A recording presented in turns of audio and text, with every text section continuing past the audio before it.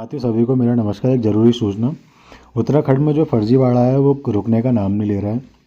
जो प्राथमिक शिक्षक भर्ती हुई थी पिछले साल, उसमें भी यूपी के कई शिक्षक ऐसे थे, मतलब यूपी के शिक्षक कह रहा हूँ, यूपी से जो फर्जीवाड़े प्रमाण पत्र बना के, फर्जी प्रमाण पत्र बना के जो उत्तराखंड में शिक्षक बने थे, उत्तराखंड प्राथमिक शिक्षक भर्ती में जो शिक्षक बने, तो उनके ऊपर जो है सरकार कार्रवाई कर रही है। उसमें से करीबन हर जिलों से अलग अलग शिक्षक पाए गए थे। टोटल 37 शिक्षक अभी तक मिल चुके हैं और कार्रवाई आगे चल रही है। उसी क्रम में जो है अभी दिव्यांगता फर्जी प्रमाण पत्र सामने आया, जिसमें दिव्यांगता के फर्जी प्रमाण पत्र बना के 51 शिक्षकों पर मेडिकल बोर्ड ने जांच शुरू कर दी है। शिक्षा मंत्री डॉक्टर धन सिंह रावत ने क्या कहते हैं, आप में इन शिक्षकों से शपथ पत्र लिए जाएंगे, इनसे शिक्षक शपथ पत्र मांगे गए हैं। इसके बाद मेडिकल बोर्ड बनाकर इनके प्रमाण पत्रों की जांच करवाई जाएगी। इनके लिए अलग से नोटिस जारी कर दिया गया है।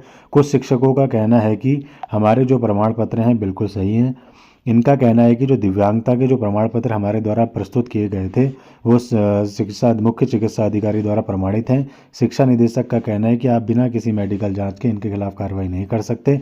यह केस 2022 में सबसे पहले सामने आया था, जब national federation of the blind ने हाईकोर्ट में जनहित याचिका डाली थी। तब ये ऐसे केस सामने आए थे कि दिव्यांगता से रिलेटेड भी फर्जी प्रमाण पत्र बन सकते हैं और लोग ये फर्जी प्रमाण पत्र बना के नौकरी पा सकते हैं। तो कहने का मतलब यह है कि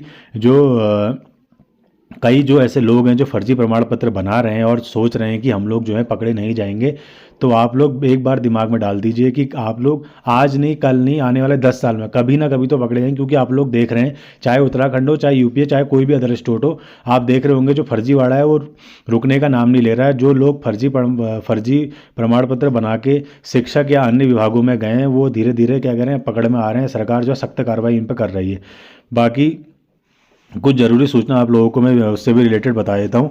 प्राथमिक शिक्षक भर्ती से डॉक्टर धन सिंह रावत का कहना है कि ये जो भर्ती है इसको त्वरित रूप से आगे बढ़ाया जाए और फटाफट इसकी काउंसलिंग करा के विद्यार्थियों को, जो जितने भी अभ्यर्थी उनको नौकरी दी जाए।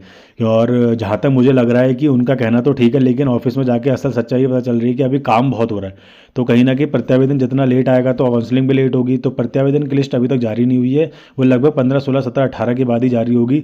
तो काउंसलिंग भी कहीं ना कहीं और लेट होगी। बाकी कुछ लोगों का प्रश्न ये था कि पहली काउंसलिंग और दूसरी काउंसलिंग के बीच गैप कितना है। कम से कम आप मान के चल 15 दिन तो मिलता ही है, ज़्यादा से ज़्यादा 1 महीना हो सकता है, लेकिन कम से कम 15 दिन तो मिलता ही, आपको गैप मिलता है। उसके बाद बाकी सब लोग अपने डॉक्यूमेंट्स तैयार कर लीजिए, 2-2 सेट में कॉपी बना लीजिए।